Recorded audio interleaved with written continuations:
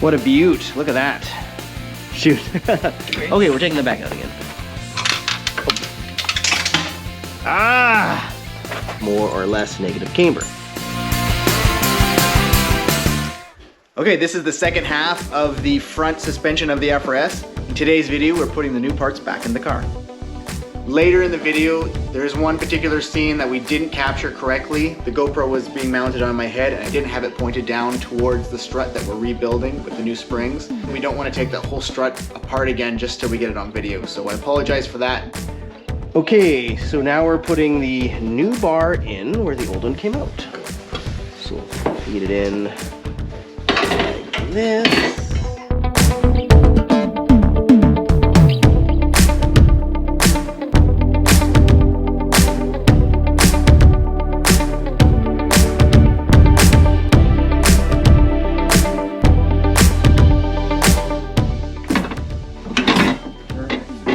Is that in? That's good. That's in. Wow. I mean, it has to come a little bit further, but Beauty. Okay, now we're gonna lubricate the bushings for the sway bars.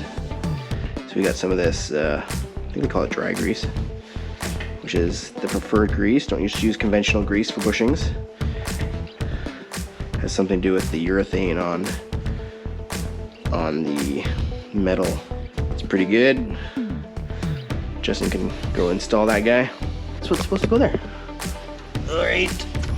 Get the bar. I was worried there for a second. All right. Push this over the bar, which is not easy. There we go. Got it. And then take your bracket. Bracket over top, back in the hole, and then we can tighten it up again.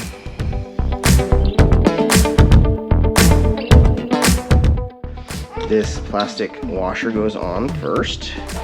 We get the bump stop. oh, that's great. So you can adjust it just from the top once you. Yeah, yeah, it's very, very handy.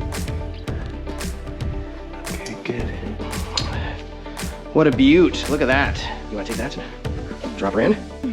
Yep. Yeah, I'll take the nuts off for you. It's so yellow. What's up? So, oh yeah, that we had to make sure that goes around the right way. That little cable. I feel like, oh, is this the wrong? Oh, this is for the other side. Yeah. Shoot. Okay, we're taking the back out again. Look at that. Nice yellow parts in there. Well, and red, of course. Looks so satisfying. Okay, we're gonna get everything kind of hooked up now again. We'll pull this bracket into the strut, and then we'll connect up the end links for the bar, and then back with the brakes, and we'll keep on going. Back up and through.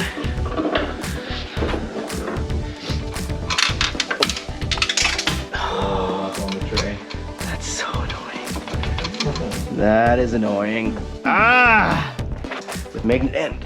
For when you drop bolts like an idiot. That's me. Alright, where's he? Aha! Wow, that was Did you get a fluke. It the first time? That's ridiculous. That's never happened before. I was just blindly fishing too. Okay, we're putting this back. We have to use the original bolts, which mine are over here, I think. So we will push in here. There's a bit of pre-tension. We might have to actually help each other.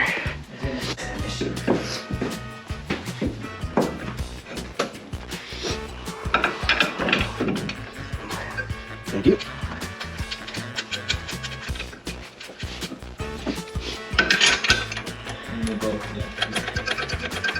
I wonder if these smaller bolts. Yeah, I assume that they're okay for SSC, but. Well, I thought it came with an option.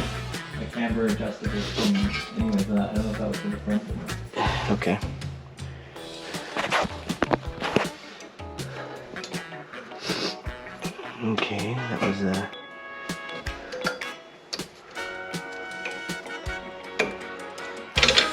Okay.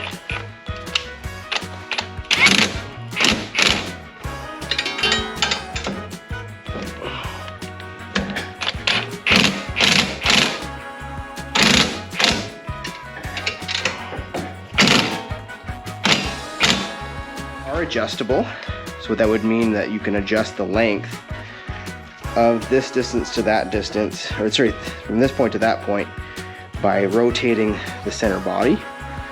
You can see it lengthen or shorten, because essentially what you want to do is set it up so that it's balanced. There's no tension, there's no pre-tension on the bar when you first install it. So that just gives you that flexibility.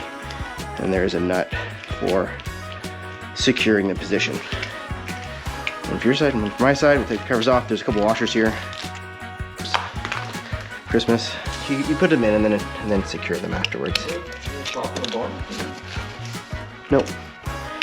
They're just universal. Yep. Okay, I got mine in, so we're in the clear.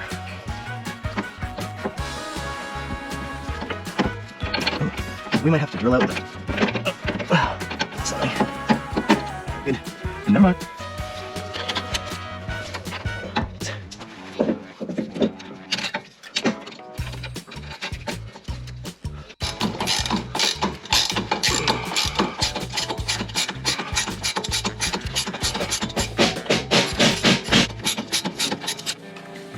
Adjusted the sway bar end length to match the length on the other side, so there was no tension on it one way or the other, and then we tightened up these two nuts, which secures the distance, or secures the position.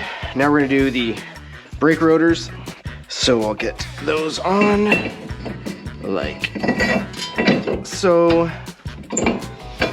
and then I will take our brake bracket from the other side.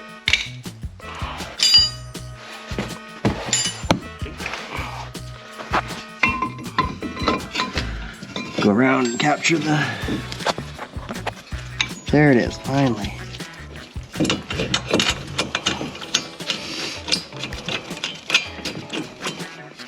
It's okay for, you know, this to be, like it's not held on in the same way as we took it off.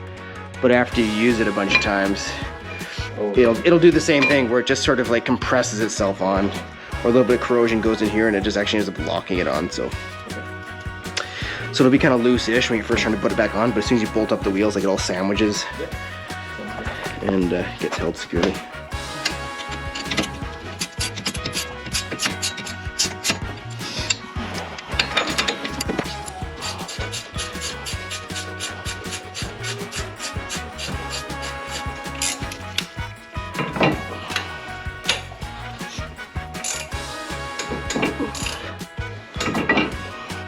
And then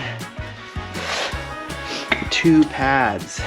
These are some camber or negative camber adjustment bolts to be added to the strut assembly, and they're supposed to go in the bottom bolt of the strut assembly. And I'm guessing as you make adjustments to this, you get more or less negative camber.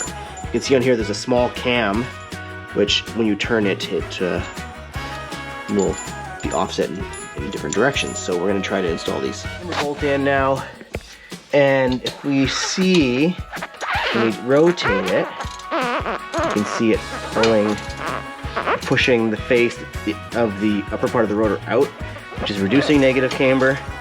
And we can keep turning it, it starts to pull paper face back in, which means we're gaining negative camber, which is what we want to do for autocross and track performance. And also, if you look in on the inside here, you can see there's an arrow that's pointing to the high point of the lobe on the bolt. And so if it's pointing out, that's kind of where you're getting your most negative camber. So we're gonna lock it up now. Okay, so we are done. We are done both sides. Both sides of the front, that is. So this is just the end of today. We're getting pretty exhausted, so it's been a fun adventure, and we'll do more in a couple weeks. So we'll see how she drives on the way home. Justin is gonna bed the new brake pads that he got. He's gonna do a bunch of stopping, aggressive stopping on the way home. as we got the new rotors and new pads. Okay, we got the front end of the FR-S back together. That's it for this week. Next week, we are gonna tackle the rear end, the rear suspension. We're gonna go through the same process. So come back then and watch how that gets done.